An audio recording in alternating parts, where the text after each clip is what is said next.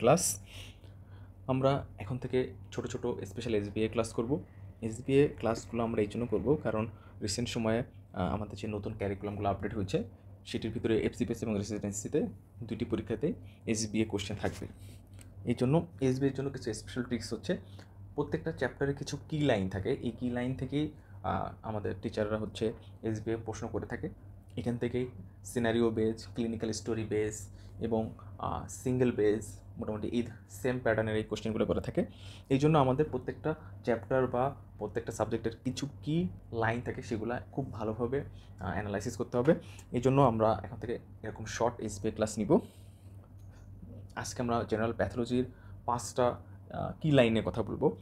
এই স্টেটমেন্টগুলো অবশ্যই must need to know. প্রথমে যে স্টেটমেন্টটি আছে, tombstones hallmark of coagulation necrosis. Coagulation necrosis is একটা প্যাটার্ন অফ নেক্রোসিস। এটাতে বলছে টমস্টোন ইজ হলমার্ক। হলমার্ক মানে টমস্টোনস মানে হচ্ছে মেইনলি একটা কবর যেটা বা একটা গ্রেভ যের উপর থেকে দেখা যায় যে হ্যাঁ একটা জিনিস মারা গেছে। তো কোয়াগুলেটিভ নেক্রোসিসের একটা স্পেশাল একটা হলমার্ক বা প্যাটার্ন যেটা হয়, ধরি এই সেলটা ডেড, এটার ভিতরে কোনো নিউক্লিয়াস নেই, সেলটা মারা গেছে, কিন্তু সেলটার সাইজ অ্যান্ড শেপ এই আর্কিটেকচারটা মেনটেন্ড আছে। তো দেখে মনে হচ্ছে সেলটা মারা গেছে এবং কবরস্থ হয়েছে, এই জন্যই এই টার্মটা ইউজ করে কিছু অথর এবং এটা এসবিএতে আসে। সেকেন্ড স্টেটমেন্ট হচ্ছে, fibrinoid necrosis typically seen in arteries, arterioles and glomerular capillaries damage by autoimmune disease.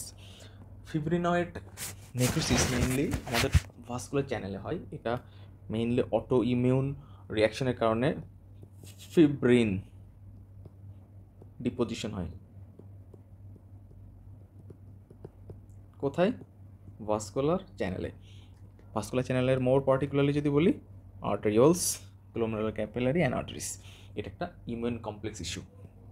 এরপরে যে স্টেটমেন্ট আছে, most common sites of cloudy swelling are kidney, liver and myocardium. That means আমরা reversible irreversible cell ইঞ্জুরিতে কিছু pattern পাইতাম, morphological pattern, biochemical changes. তার ভিতরে একটা ছিল ক্লাউডি সোয়েলিং।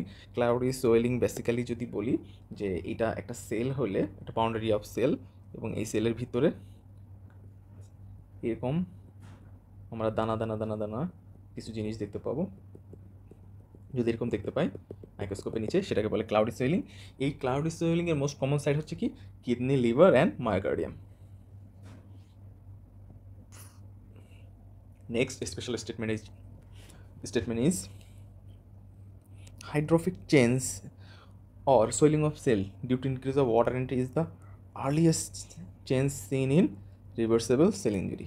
তার মানে রিভার্সেবল সেল ইঞ্জুরির সবথেকে প্রথম ধাপে সেলের ভিতরে যে চেঞ্জটা হয় সেটা হচ্ছে hydropic change of cell swelling. That means এটাতে সেলের বাউন্ডারি হয়, এটার ভিতরে প্রচুর পরিমাণে ওয়াটার এন্ট্রি হবে, মেইনলি সোডিয়ামের সাথে ওয়াটার যাবে এবং এটার ভিতরে হাইড্রোফিক চেঞ্জ হবে, এটার ভিতরে এরকম ভ্যাকুলেটেড বাউন্ডারিও বাড়তে থাকবে।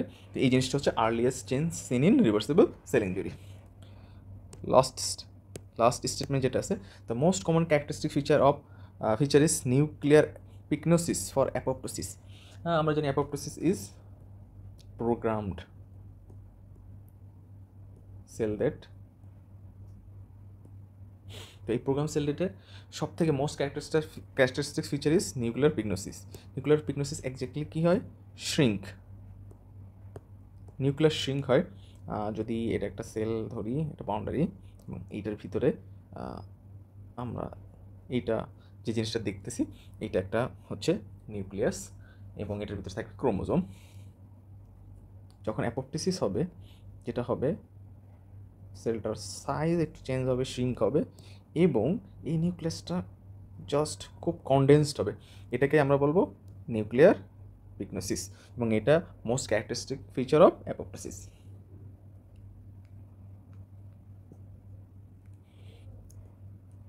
Thank you everyone.